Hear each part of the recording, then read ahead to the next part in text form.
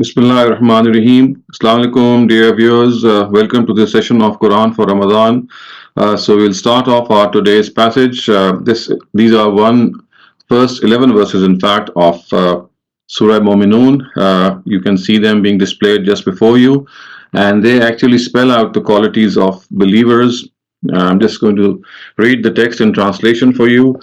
قد أفلح المؤمنون الذين هم في صلاتهم خاشعون والذين هم عن اللغو معرضون والذين هم للزكاة فاعلون والذين هم لفروجهم حافظون إلا على أزواجهم أو ما ملكت أيمانهم فإنهم غير ملومين فمن ابتغى وراء ذلك فأولئك هم العادون والذين هم لأماناتهم وعهدهم راعون والذين هم على صلواتهم يحافظون أولئك هم الوارثون الذين يرثون الفردوس هم فيها خالدون.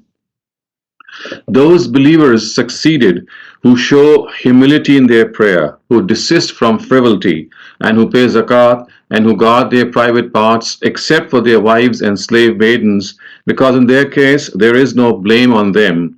Indeed, those who desire others besides them, it is they who exceed the limits. And those who give due regard to their trusts and to their promises, and those who guard their prayers. It is these people who will be masters, who are the masters of Firdaus. They shall abide in it forever. So, as you can see, dear viewers, that the verse starts off with a emphatic declaration in the past tense, as if the qualities that are going to be alluded in the later verses have been materialized, and the Quran has said that it is as if it's as good as done. If believers have these qualities, then they have already succeeded. So you might note this, that often the past tense is used in the Quran to actually connote this certainty of the future. Many a time, a future event which is certain to happen is recorded in the Quran in the past tense, and this is precisely the case here. Qad aflaha al-mu'minun would mean that the believers have already succeeded, but then that success, of course, owes a lot to some of the qualities that are mentioned right after. And the first of them, obviously, is no surprise. It says, "Allazina hum fi salatihim khashi'un," those who show humility in their prayer. Which, of course, we all understand that the prayer stands as the fountainhead of all righteous deeds. It is something that connects us to God. It is basically an expression of God's greatness and exaltedness. We prostrate before Him, we bow before Him in recognition of His greatness, and at the same time acknowledge His favors on us. So the prayer, basically, as we all know, is one of the greatest manifestations. It's like an expression that we show to God for His favors, for His blessings that we enjoy. So remember, one of the things that we have to always understand, that whenever we teach our children and, of course, communicate the philosophy of the prayer or the reason of the prayer, then this is the primary thing that we must communicate to our younger generation, that the prayer is an expression of our gratitude to God, the tremendous favors that we enjoy, which have been given to us, not because we were entitled to them, but because they are a pure blessing of God. And that is why you would note that the very first verse of Surah Al-Fatiha, which is read in every Raka'at of the prayer, begins with this verse, Alhamdulillahi Rabbil Alameen. So Alhamd actually means gratitude be to God, who is the Lord of the worlds. So remember, the prayer is basically an expression of our gratitude towards God, and in all humility we show this expression, and that is how we should always communicate the philosophy of the prayer to our younger generation, especially telling them how important it is to recognize any gifts that we have been given. And in this world, whenever we are presented with gifts, we immediately try to return those gifts. But obviously, the gift of God and the gifts of God, in fact, we just cannot return, because they are so numerous and so plentiful. So all that we can do is we can say thank you to Him through the prayer, and of course share other people in our blessings, and that is perhaps the most profound way in which we can thank God. The next thing which is mentioned, as you can see, is وَالَّذِينَ هُمْ عَنِ اللَّغْوِ مُعْرِضُونَ, who desist from frivolity. Of course, this again is something that we actually discussed in our last session as well, that love, things which are worthless, things which are absolutely foolish, believers, they abstain from them, and they in no way entangle themselves in such things. The next thing which is mentioned is وَالَّذِينَ هُمْ لِلزَّكَاةِ فَاعِلُونَ, which means that they are ones who pay zakah. And that is something also that we have to pay attention to. At times, we do not calculate our zakat very accurately. Yes, we might still be paying it in the right amount, but I think it is essential that zakat must be calculated the way it should be, so that we very well know where we stand as far as zakat is concerned. Needless to say that some of the financial problems that people might be facing today might be a result of not calculating their zakat properly, because at times God tests us in ways just to remind us exactly in the same sphere in which we might be committing some default. So it may well be that in some instances, because of a wrong or a slack calculation in zakat, we are inflicted with certain financial problems, just as a means to remind us that we must calculate zakat in a very efficient way, in a very professional way. It has a twofold importance. So the first is that it is a worship ritual. At the same time, it's a means to connect ourselves to our society. So on the one hand, it's charity, and on the other hand, it's something that is ritual that we have been obligated to do. So وَالَّذِينَ هُمْ لِلزَّكَاةِ فَاعِلُونَ is the next thing which is mentioned. And then the verses go on to say something even more important. It says, وَالَّذِينَ هُمْ لِفُرُوجِهِمْ حَافِظُونَ إِلَّا عَلَىٰ أَزْوَاجِهِمْ أَوْ مَا مَلَكَتْ أَيْمَانُهُمْ فَإِنَّهُمْ غَيْرُ مَلُومِينَ فَمَنِ ابْتَغَىٰ وَرَاءَ ذَٰلِكَ فَأُولَٰئِكَ هُمُ الْعَادُونَ. So all these three verses actually say one thing in an entire way. It says that those who guard their private parts, except for their wives and slave maidens, because in their case there is no blame on them. Indeed, those who desire others besides them, it is they who exceed the limits. Okay, so now the next thing which is mentioned is, of course, it relates to extramarital relations, and also refers to a particular phenomena that was found in the times of the Holy Prophet, which means that in his times, we do know that slavery was rampant, and the way it was rampant and the reason that it was rampant was that Islam inherited this institution and it gradually eradicated this institution, and near the end of the Prophet's ministry it was totally eradicated. But during that time it was given protection, because it had to be a gradual eradication. It had become part and parcel of the Islamic society, or the society which Islam had inherited. There were scores of slaves everywhere, and immediate order of their release would have resulted in women opening up prostitution dens, and women and men, of course, being a burden to the society because they were not fully trained in these things, in earning for their own selves. So a very gradual policy of liberation of slavery was in force, and it is during this time that the Quran has said that as long as slavery was in place for that period, so these believers, they do not commit any extramarital relations. They confine themselves to their wives or their spouses, of course, in that period to their slave women. Obviously, after the eradication of slavery, slave women or slave maidens can have no place in the life of any person. So therefore, what is being said here is that at all cost, for all intents and purposes, believers are those who confine themselves to their spouses. They do not look out of their wedlock relation, and in no way covet other women, and vice versa.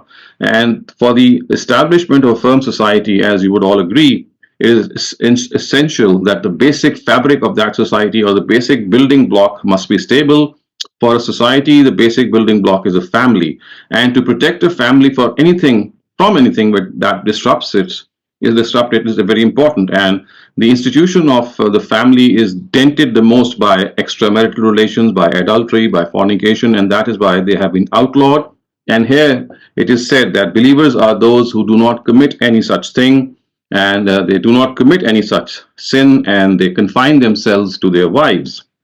And then it is not just the wives that are being questioned here, or they have been stated here. The Quran actually goes ahead and says, فَمَنِ ابْتَغَىٰ وَرَاءَ ذَٰلِكَ فَأُولَٰئِكَ هُمُ الْعَادُونَ, that people who go beyond this, which means who look outside of their family, then it is they who exceed the limits. So they are the transgressors. Once they enter married life, once they are married, they cannot in any way look outside their wedlock. And then the verses go on to say, وَالَّذِينَ هُمْ لِأَمَانَاتِهِمْ وَأَهْدِهِمْ رَاعُونَ, and those who give due regard to their trusts and to their promises. So to abide by our promises, to fulfill our promises, to keep our word, that is something which is equally very important. It is equally essential that whenever we make a commitment, we must fulfill that commitment. So even the commitment that we make, there are certain commitments that might be written, there are other commitments that might be even unwritten. For example, the relationships that we have in our family, I mean, there's no formal contract, but of course, we are in a relationship with our family members, so we owe a lot to them, to our parents, to our children, to our siblings, to our grandchildren, to our grandparents. So all these relations, they have an unwritten contract, and we have an unwritten obligation towards them. So in all such situations, as this verse says, that we have to fulfill all our contracts, all our promises. And obviously, one of the things that we must be very careful about is that whenever we make a promise, we must first ask ourselves if we are going to be able to fulfill that promise. Only if we are sure or reasonably sure that we would be able to fulfill that promise should we make a promise. Otherwise, of course, it's better to excuse ourselves. It is better to say no. Commitments that we cannot honor, they must be refused very politely, of course. And if it ever happens that we make a commitment and we are not able to fulfill it, then we must make amends, we must apologize and atone for it and do whatever can be done to make up for the lost contract. So the next thing, as this very importantly mentions, وَالَّذِينَ هُمْ لِأَمَانَاتِهِمْ وَأَهْدِهِمْ رَاعُونَ. And then once again, as we come to the end of the passage, the directive of the prayer, as you can see, with which this passage began, is repeated here. And it is said, وَالَّذِينَ هُمْ عَلَى صَلَوَاتِهِمْ يُحَافِظُونَ. It says that they are the people who actually guard their prayers. They protect their prayers. And what does that mean actually? It actually means that as individuals, they try to pray on time. They do not procrastinate. They do not delay their prayers. As soon as the time of the prayer arrives, they try their best to offer the prayer, lest it might just be missed. So to protect one's prayer, of course, means that punctuality must be shown, and at the same time, not only punctuality, but persistence and consistency also is the name of the game. That we can start with the farz rakats, which are the obligatory rakats of the prayer, and they are the ones for which we will be held liable before the Almighty. But other than that, if we are able to offer more than the farz rakats, like the nafals and the sunnahs, of course, they will earn us great reward. But in case that there is a chance that we might not become punctual because of offering these large number of rakats, then it is best to keep ourselves to the minimum, which is the farz rakat. And once we have been able to obtain this or secure this punctuality, then maybe we can add on. Otherwise, we have to understand that as far as guarding our prayers are concerned, it is something that is a challenge for all of us. It's something that we have to struggle maybe every day. But if we enjoy the prayer the way we should enjoy it, then praying becomes a very enjoyable experience. It becomes a ethereal experience, I would say. And one of the ways that you can enjoy the prayer is of course, to understand, have a comprehension of what we are saying or uttering in our prayer. If we utter slightly louder, we are able to pronounce the words not in our heart, but through our lips, so that our ears can hear it like a whisper, then concentration in the prayer can also be maintained. And more than that, as I said, we must know what we are praying. There are instances in the prayer also that can be said in our own language. For example, when we are sitting in the attahiyat, when we are kneeling, when we are prostrating, these are three instances, major instances, in which anything that comes to our mind of the nature of thanksgiving or glorifying God or making a supplication or a dua, they can be said in our own language, which of course could vary from person to person. The compulsory parts of the prayer that have to be said in Arabic are just 5. Allahu Akbar is the first of them. Surah Al-Fatiha is the second. The surah that you add to Surah Al-Fatiha is the third. Sami Allahu liman hamida is the fourth. And Assalamu alaikum wa rahmatullah is the fifth. So these are the 5 utterances that have to be said in Arabic, come what may. All other utterances can be said in our own language, and they can be of the nature, as I said, of glorifying God, of thanking Him, and making any dua that comes to our mind. So these are some of the I would say hints or maybe suggestions that can make our prayers more lively, more enjoyable, and more involving. And finally, once this passage is going to end, the Quran says, "Ulaika humul warisun allazina yarisunul firdausa hum fiha khalidun." That it is these people who will be masters, who are the masters of Firdaus. They shall abide in it forever. In other words, this is like receiving glad tidings of eternal stay in paradise, something that all of us should covet and should always strive for. So with this, we come to an end to this discussion, the short discussion on today's passage, and now we'll be opening the forum for your Q&A. Assalamu alaikum, Dr. Saleem, for that wonderful session. Assalamu alaikum, everybody else.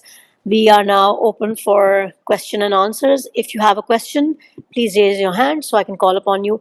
Arfa Malik, please unmute your mic and ask your question. Thank you. Ji, assalamu alaikum warahmatullah, Dr. Sahab. Wa alaikum assalam. Dr. Sahab, it's the second time that we are reading about love in Quran, like this small passages. And you said it's like wasting time or something foolish, if I remember correctly. Right. Like foolishness is a very relative term. It's something is foolish for me, but it's not for you. Yeah. I am interested to know how Allah's Prophet ﷺ described love, or Sahaba and his Sahaba understood what love was. Actually, you see, it's a very common Arabic word, and just as we use the word nonsense, when you use it in English language, you don't need to explain what nonsense is. I mean, there are certain nonsensical things about which everyone would say, yes, these are nonsensical things. I mean, as you rightly said, wasting time is one of them.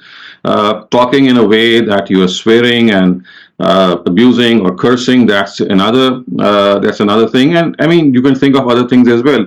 But the bottom line is that, I mean, one thing that people might get confused in is that there are ways and means of entertainment as well. When you get entertained by maybe playing chess, maybe playing tennis, cricket, hockey, football, listening to music, maybe. So these cannot be classified as love in any way. So we must not confuse entertainment with love.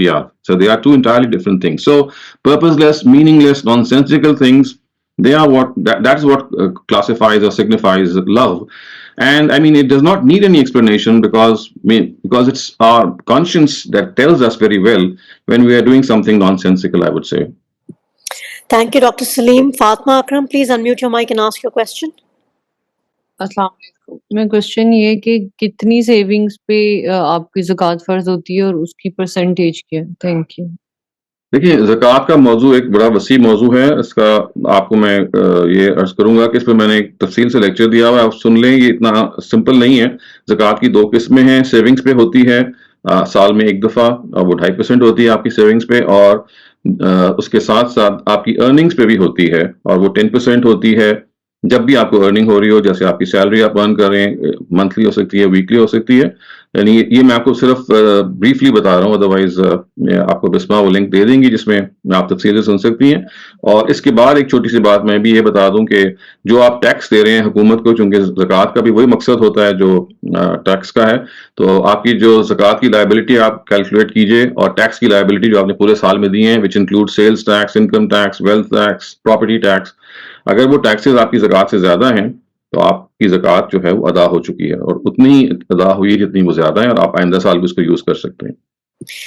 Thank you so much, Dr. Saleem. I will be sharing the link in the chat. Asad Mirza, please unmute your mic and ask your question. Assalamu alaikum, Dr. Saleem. Walaikum assalam. My question is that why lewdness or zina is being ranked at the top of the sins among like in our religion, and second part of that is that the other religions, religions of books, do they categorize this at the same level? So as far as the Quran is concerned, actually, The Quran is explicitly tells us, and I think this was our yesterday's lesson as well, that there are three major sins. It's not just adultery. There are two other sins which are which are added to this list of major sins. So one of them is polytheism. In fact, the greatest of all major sins is polytheism or shirk. The second is murder, and the third is adultery. And the reason that adultery has been highlighted at many instances is because it is something which is something which breaks the family apart, and the family is the basic fabric of a society. And in that society, if you are not you're not careful in your relations, then the basic building block of that society gets dented, and that is why it has been proscribed. And yes, if you look at the Old Testament, you'll find adultery to be proscribed, you'll find murder to be proscribed, and at the same time polytheism to be proscribed. So it's not just the Quran which says this, it's also the Old Testament, and I can give you references, but if you just type these three major sins, you'll come up with the references in the Old Testament. Maybe you can look at the book of Deuteronomy, which is the fifth book of the Torah, the Pentateuch, and you'll find all those references there. Right. Thank you very Thank much, you, sir. Doctor. Thank you. Okay. Thank you, Dr. Saleem. Shabana, please unmute your mic and ask your question. Thank you. جی میں نے یہ پوچھنا تھا کہ جب قیام اللیل یا تہجد پڑھنے کے لیے آپ نیت کر لیں اللہ اکبر کے بعد سورۃ الفاتحہ پڑھ لیں تو اس کے بعد جو ہے صرف ترجمہ پڑھ سکتے ہیں عربی میں یا اردو میں یا انگلش میں؟ آپ کہہ رہی ہیں جو سورہ فاتحہ کے بعد جو سورہ پڑھتے ہیں اس میں؟ جی جی جی جی نہیں، وہ تو آپ کو عربی میں پڑھنی ضروری ہے. البتہ یہ ہے کہ آپ مصحف جب آپ نے اٹھایا ہوا ہے تو آپ ایک نگاہ ڈال سکتے ہیں اس کے ترجمے پہ، لیکن وہ اصلاً جب بھی آپ پڑھیں تو اس کو آپ کو عربی میں پڑھنا ضروری ہے. سو وہ ترجمے والا قرآن اگر آپ کے سامنے ہوگا تو آپ بس اس پہ گلانس کر سکتے ہیں ترجمے پہ. ٹھیک ہے ٹھیک ہے، thank you thank you. Thank you, Dr. Saleem. Fatma Akram, please ask your question.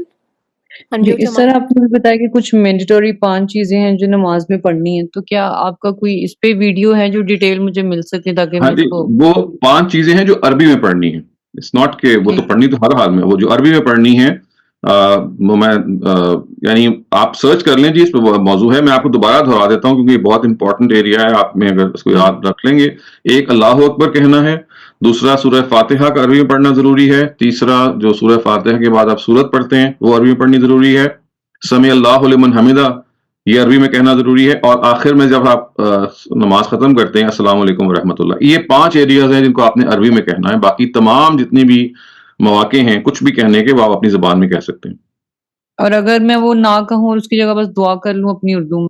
جی تو وہ آپ کی مرضی ہے نا. ان 5 مقامات کے علاوہ تو آپ کچھ بھی کہہ سکتے ہیں جو بھی آپ کے دل میں آئے. اللہ تعالیٰ سے دعا مانگیں، آپ اس کا شکر ادا کریں، اس کی تسبیح کریں، کچھ بھی کر سکتے ہیں ان 5. اگر سر میں کچھ بھی نہ کہوں تو ایسا نہیں کہ میں نماز کو کٹ آؤٹ کر رہی ہوں؟ نہیں دیکھیے، آپ کچھ نہ کہنے کی کوئی عذر اگر آپ کے پاس کوئی وجہ ہونی چاہیے، ورنہ دیکھیں انسان جب رکوع میں جاتا ہے یا سجدے میں جاتا ہے تو کچھ تو وہ کہتا ہی ہے نا، یعنی ایسا تو نہیں ہوتا. ٹھیک، thank you. Thank you, Dr. Saleem. Nadia, if you have a question, please unmute your mic and ask your question. جی السلام علیکم. وعلیکم السلام جی. میرا کوشچن یہ تھا کہ میرا بیٹا ہے almost 13 and he has autism. اور مطلب not very severe but significant enough to not understand کہ مطلب میں اس کو بتاتی رہتی ہوں کہ نماز کیا ہے اور رمضان کیا ہے، but he is not able to truly comprehend. لیکن اس کو نماز پڑھنے کا بہت شوق ہے. تو میں نے ایسی تھوڑے دن پہلے کیا کہ میں اس کو اپنے ساتھ کھڑا کر لیتی ہوں اور میں تھوڑی سی زیادہ آواز میں پڑھ لیتی ہوں. میں اور وہ اکیلے ہوتے ہیں کمرے میں، اس کی جان نماز میرے برابر ہوتی ہے اور وہ پورا میرے ساتھ فالو کرتا ہے بغیر کسی بیہیویئر کے، بغیر کسی چیز کے. And he really looks forward, لیکن اس کو سب نمازوں کے ٹائم بھی پتہ ہے، حالانکہ اس کی کمپریہنشن کچھ نہیں ہے. اور مجھے اس کے ساتھ نماز پڑھ کے بہت اچھا لگتا ہے. تو میں آپ سے یہ پوچھ رہی تھی کہ کیا یہ صحیح ہے کرنا، اس لیے کہ ہے تو وہ بالغ؟ بہت بالکل ٹھیک ہے، بہت اچھی چیز ہے جی. اگر وہ ظاہر چونکہ تھوڑے سے ہینڈی کیپڈ ہیں وہ، اگر آپ کے ساتھ وہ انجوائے کریں اور آپ بھی ایک سکون محسوس کر رہی ہیں تو اس سے بہتر اور کیا ہو سکتا ہے. آپ ضرور مطلب یہ کہ وضو بھی نہیں ہو سکتا اور کچھ بھی نہیں ہو سکتا، بس میں اسے کہتی ہوں کہ ہاتھ دھو کے آ جاؤ. ان پر جو ان کی کیفیت ہے ان پہ اس طرح سے نماز فرض بھی نہیں ہے اور شاید رہے بھی نہ. اگر ان کو اویئرنیس نہیں ہے تو وہ اگر ویسے بھی کھڑے ہو جاتے ہیں تو کوئی حرج نہیں ہے اس میں. Thank you, Dr. Saleem. Saleha, please unmute your mic and ask your question. Assalamu alaikum. My question was that اگر آپ نماز پڑھیں اور آپ کو کوئی آیتیں ہیں which you don't really know them properly by heart, is it okay to open the Quran in front of you and read them? Yeah, do you So need to like I would memorize? say that as long as the first prayer is concerned, उसमें तो I mean we should try to stick to what we have in our mind. अगर आपने जितना भी memorize किया हुआ है और कोशिश करें कि उसमें थोड़ा सा इजाफा हो, लेकिन जो आपकी नॉन फर्ज प्रेयर्स हैं जैसे सुन्ना है, नफाफिल हैं या तरावी है या वितर है, उसमें तो आप you can hold the musaf. The musaf means the Quran, and just read through it. Thank you, Dr. Saleem. Nadeen Hamid, please unmute your mic and ask your question. Ji, Assalamu alaikum. I wanted to ask, after you shared a few tips on how to increase one's concentration during namaz, but is there a detailed video, or is there, if there are more tips that you could share to increase concentration I think generally? there is I have given a whole lecture on concentration. I think this was also last Ramadan. I think Bisma will share the link with you. There is a detailed lecture on this as well. Okay, thank you. I'll do that. Imran, अपना सवाल पूछ लीजिए आप. Unmute your mic. अस्सलाम वालेकुम doctor साहब.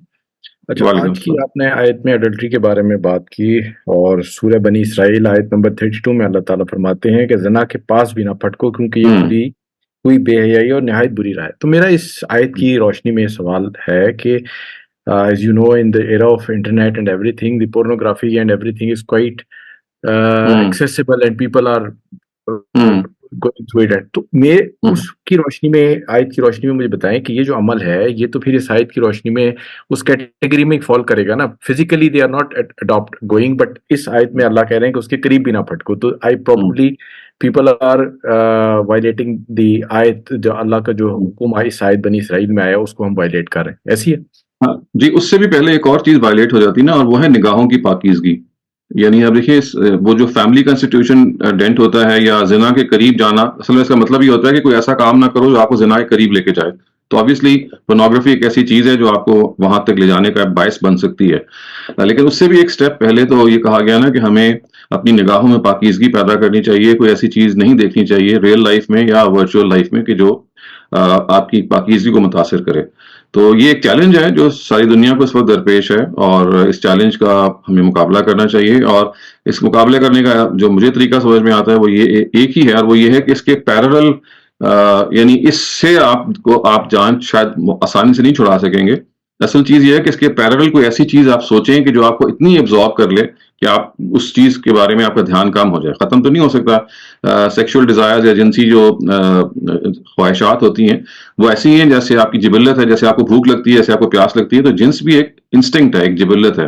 तो उससे आप फाइट नहीं कर सकते, उसको आप सप्रेस नहीं कर सकते, उसको आप चैनलाइज कर सकते हैं.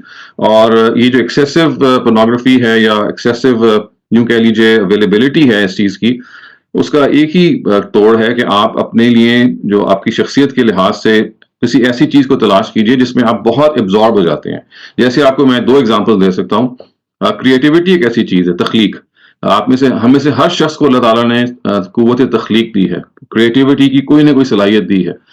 कोई पेंट कर सकता है, कोई लिख सकता है, कोई बोल सकता है, कोई चीज बना सकता है, कोई चीज काट सकता है, कोई एम्ब्रॉयडरी कर सकता है. मतलब मुख्तलिफ टैलेंट्स हैं. तो अगर आपके पास जो टैलेंट है क्रिएटिविटी की नौयत का, उसमें अगर अपने आप को आप ज्यादा से ज्यादा कोशिश करेंगे उस तरफ माइल करने की, तो आपका ध्यान बटेगा. असल में है ध्यान को थोड़ा सा बांटने की कोशिश करना. एक चीज तो ये, और दूसरी जो इससे भी पावरफुल चीज है वो है कुरान मजीद से ताल्लुक. यानी कुरान मजीद एक ऐसी चीज है, इट्स लाइक अ मैग्नेट. अगर आप देखें ना कि मैग्नेट क्या करता है, वो सारी जो आसपास की लोहे की चीजें एकदम से जाके चिपक जाती हैं, और दाएं बाएं का उसको होश नहीं रहता लोगों को. आप जो मैग्नेटिक जो पावर होती है, तो Quran has this power of magnetism, जिसमें अगर आप अपने आप को अटैच कर लें इन वेरियस वेज, ज्यादा से ज्यादा पढ़ें. सिर्फ रमजान ही के मौके पर कुरान हम पढ़ते हैं. ये एक ऐसी चीज है that we need to abstain from. I mean abstain का मतलब ये है कि it should become a regular habit in the rest of the year as well. Read it in various parts of the day, read it through various means. कभी याद कर लिया, कभी comparative study कर ली, कभी तर्जुमा पढ़ लिया. यानी मुख्तलिफ है, कभी पढ़ा दिया किसी को, कभी किसी से पढ़ लिया. तो मुख्तलिफ जो आपकी जहतें हैं अटैचमेंट की, तो ये 2 मुझे बड़े पावरफुल मीन्स लगते हैं. एक क्रिएटिविटी और दूसरा कुरान से अटैचमेंट, जो एक पैरेलल ब्रिज बना देते हैं सेक्सुअल डिजायर्स को इन चेक रखने में. मैं ये तो नहीं कहता खत्म हम नहीं कर सकते, ना करनी भी चाहिए. यानी उनके जो जायज तरीके हैं उनसे फुलफिल हमें करना चाहिए, लेकिन As I said, at the same time, the way to go about is to create parallels in which we can engage ourselves. Memuna, please unmute your mic and ask your question. Dr. Saab, just a quick reconfirmation. I think you had already mentioned it that we cannot hold Quran when we are doing Safa, I guess. Usually we have memorized very short surahs from the last para, but during Ramadan we want to recite rather, longer surahs during prayer. So we cannot hold Quran. Is that what you mean? نہیں میں کہہ رہا ہوں you can hold the Quran especially آپ جب تراوی پڑھ رہے ہیں نوافل پڑھ رہے ہیں تو اس میں تو آپ ضرور پڑھیں. I was just referring to the فرض پریئرز. جب آپ فرض پڑھ رہے ہوتے ہیں تو اس میں you must be close to the form and structure that God has prescribed. All optional prayers which include تراوی پریئرز وچ انکلوڈ دا وترز، دا سناز، دا نوافلز، all these are optional prayers. تو اس میں you can hold the Quran. I was just referring. G. Thank you. Amber, please unmute your mic and ask your question. جی السلام علیکم سر. سر مجھے یہ پوچھنا تھا کہ وطر میں نا ہمیں بچپن سے دعائے قنوت سکھا دی جاتی ہے نا، تو مجھے پوچھنا تھا کہ اس پہ ہمارے پاس آپشن ہے کہ ہم کچھ اور دعائیں بھی جو یاد ہوں وہ ہم آپ کوئی اور دعا پڑھ سکتے ہیں، ضروری نہیں کہ آپ دعائے قنوت ہی پڑھیں، کوئی بھی آپ کو دعا یاد ہو آپ دعا پڑھ سکتے ہیں. ٹھیک ہے، مطلب وہ اتنی ہی مطلب وہ ویلیوبل ہوگی نا جتنی ہم جی جی بالکل، اس لیے کہ یہ تو ایک دعا ہے. نبی صلی اللہ علیہ وسلم نے بہت ساری دعاؤں کے بارے میں اس میں کہا ہے. آپ کوئی بھی اور یہ ویسے بھی چونکہ نفل نماز ہے تو نفل نماز میں دعاؤں کے بارے میں کوئی زیادہ یعنی آپ کو پابند نہیں کیا گیا. آپ کوئی اور لمبی دعا کر سکتے ہیں اور اپنی زبان سے بھی کر سکتے ہیں. جی میمونہ اپنا سوال کر لیجیے آپ. جی السلام علیکم. میرا سوال یہ ہے کہ مجھے یہ پوچھنا تھا کہ جیسے ڈاکٹر صاحب کل آپ نے کہا تھا کہ وطر کی نماز جو ہے وہ 3 رکعت ہم پڑھ سکتے ہیں، تو ایز پر مائی نالج مجھے یہ انڈرسٹینڈنگ ہے کہ ہم وطر کی رکعت 1 بھی پڑھ سکتے ہیں، 3 بھی، 5 بھی. جی نہیں 3 کم سے کم ہے. وہ جو 1 والی ہے نا وہ مس انڈرسٹینڈنگ ہے. وہ نبی صلی اللہ علیہ وسلم نے کہا ہے کہ آپ 1 سے اس کو آڈ کر لیں. وہ اس الفاظ عربی میں ہے اوتر بے واحدہ. اس سے لوگوں نے مطلب سمجھا کہ جیسے آپ 1 وطر پڑھ لیں. ان کو وہ کہہ یہ رہے ہیں کہ جو آپ پیچھے نماز 2 رکعتیں پڑھ چکے ہیں اس کو آڈ میں کنورٹ کر لیں 1 رکعت اور پڑھ کے. تو اسی وجہ سے یہ اختلاف بھی ہوا ہے ہمارے یہاں. لوگوں نے اس کو سمجھا کہ جیسے پروفٹ کہہ رہے ہیں کہ آپ 1 پڑھ لیں، نہیں وہ کہہ رہے ہیں 2 جو آپ نے پڑھ لی ہیں make that even number odd. تو ورڈز جو عربک میں آتے ہیں وہ اوتر بے واحدہ، اس کا مطلب ہے کہ اس کو طاق کر لو، آڈ کر لو اس ایون کو. تو منیمم نمبر اس لیے 3 ہے اور آگے پھر آپ زیادہ ظاہر جا سکتے ہیں. جزاک اللہ. Thank you so much, Dr. Saleem, for a wonderful session. I have a few more questions, but I think we're all out of time. We can, if please, the people who are left, raise your hands tomorrow, and then I'm going to call upon you. Thank you, Dr. Saleem, for a wonderful session, and to everybody else who participated. Thank you. Khuda Hafiz.